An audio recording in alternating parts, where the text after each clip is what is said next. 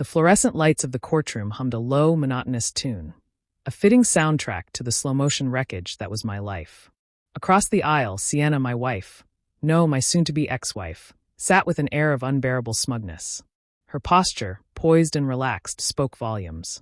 She was a predator who had already sunk her claws into her prey, confident in her inevitable victory. I had seen that look too many times in the past year, and every time it ignited a cold, simmering fury deep within me. This was not how things were supposed to be. We were meant to be a family. We had a son, Ethan, the very reason I woke up every morning, the light in my otherwise darkening world. And yet, here we were, seated in this sterile courtroom, fighting over his future as if he were a prize to be claimed. Sienna, with her twisted sense of entitlement, was utterly convinced that she was the rightful winner. Looking back, I suppose it all started when she began craving more excitement. Maybe it was boredom, maybe some deep-seated need for validation from other men. I could never be sure. All I knew was that one fateful Thursday, I came home early from a business trip to find her car missing from the garage when she was supposed to be picking up Ethan from his friend's house. I called her, no answer. My concern deepened until the neighbor called, casually mentioning that she had seen Sienna at the park. With dread coiling in my gut, I drove there. As I walked past the trees, I heard laughter, hers mingled with another man's. My pulse roared in my ears as I stepped forward. And then I saw them. She was sitting on a picnic blanket, her arms draped around his neck, lips pressed against his in a kiss so open, so blatant, that it stole the breath from my lungs. When she saw me, she didn't gasp. She didn't scramble for an excuse. She simply stared, as if I were nothing more than a ghost, an uninvited interruption to her perfect little scene. In that moment, everything we had built, everything I had believed in, crumbled to dust. The weeks that followed were a blur of betrayal, shattered trust, and bitter realizations. The woman I had loved, the mother of my child, was a stranger, cold, remorseless, and utterly unapologetic. She twisted the blame onto me. I worked too much. I was too predictable. I was boring. And so she sought more. And more came in the form of a parade of men, each one flaunted before me like trophies, their existence cheered on by her equally shallow and immoral friends. The divorce was not just a legal battle, it was psychological warfare. Sienna wove a web of lies, painting me as the absent father, the workaholic husband who had failed his family. Every memory, every moment we had shared, she twisted to fit her narrative, a narrative that cast her as the victim and me as the villain. And she was disturbingly good at it. I found myself drowning, fighting against her deceit while desperately trying to be the father Ethan needed me to be. But her cruelty knew no bounds. She poisoned our friends against me, turned our social circle into a war zone.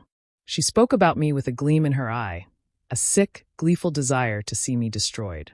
But the worst part, the part that truly broke me, was watching the toll it took on Ethan. The tension, the whispered arguments, the silences that stretched like unspoken wounds between us. I felt helpless, like my love alone wasn't enough to shield him from the wreckage of our broken family. Then came the custody battle, the final battlefield. I knew Sienna would stop at nothing, that she would claw and scrape and manipulate to gain full control over Ethan. She had even laughed about it to her friends, as though it were some sort of game she was destined to win. But I wasn't about to let her win. Not this time. I had a plan. A meticulously crafted plan I had spent months preparing. A plan that would rip the mask from her face and expose her for the selfish, cruel woman she truly was. The judge entered, a stern woman with tired eyes, the weight of countless similar cases reflected in her gaze. Her voice was steady, measured, as she laid out the legal framework, the procedures. And then, at last, she reached the verdict. The courtroom was suffocatingly silent, the air thick with unspoken tension.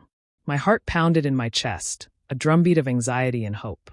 The court finds that it is in the best interest of the minor child, Ethan Miller, to reside primarily with the father, Mr. David Miller. The world tilted. I barely heard the rest. Across the aisle, Sienna's confident smirk shattered, her face draining of all color. Her lips parted, but no sound came out. The weight of the words crushed her, their meaning sinking in like an anchor dragging her down.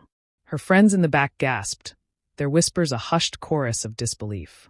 I watched, transfixed, as the realization hit her like a tidal wave. She had lost. Tears welled in her eyes, her carefully constructed facade crumbling. She looked at me, broken, trembling. I stood, stepping closer until I loomed over her. She didn't flinch, her body frozen in shock. Leaning down, my voice was a low whisper, sharp as a blade. "Remember all those times you bragged to your friends?" I murmured. "All the lies you told? The way you laughed about how you were going to win?" She flinched at that. "Well, guess what, Sienna?" I continued, watching as a single tear slipped down her cheek. "Today you lost. You lost your family. You lost your son. And you lost the right to ever lie about me again." Her breath hitched, a quiet, gasping sob escaping her lips. I straightened, glancing toward her so-called friends. They couldn't even look at her now, their eyes darting away as though afraid to be caught in the wreckage of her downfall. I turned on my heel, walking toward the exit, my footsteps echoing like a victory march. As I reached the doors, I glanced back one last time. She sat there, utterly alone. No gloating, no smugness. Just the hollow shell of a woman who had finally been brought to her knees. The battle was over. As I stepped outside, the sun felt warmer, the air fresher. I pulled out my phone and called Ethan. "Dad," he answered, his voice filled with hope. "I'm coming to pick you up, buddy." "Really?" he shouted excitedly. "Can we get ice cream?" A real, genuine smile spread across my face, the first in what felt like forever. "Absolutely, son. Anything you want." Sienna would always be around, still technically his mother, but her influence had been stripped away. Her visits would be supervised. She had no power anymore.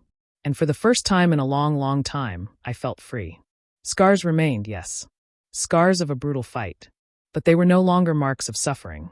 They were marks of survival. Of victory. And I would bear them with pride.